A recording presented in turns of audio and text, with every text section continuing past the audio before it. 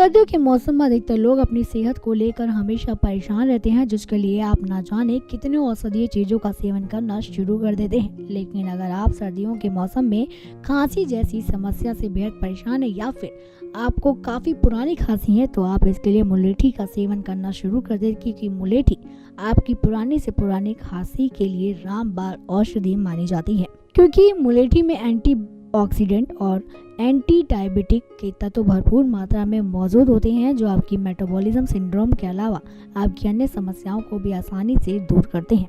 इसके अलावा मुलेठी में एंटी इन्फ्लेमेटरी के तत्व मौजूद होने के कारण आपकी स्किन की सारी समस्याओं का रामबाण नुस्खा भी मानी जाती है। इसके सेवन से आपकी स्किन का सूजन आसानी से दूर होता है, साथ ही आपके पेट की सारी समस्याएं भी दूर होती है।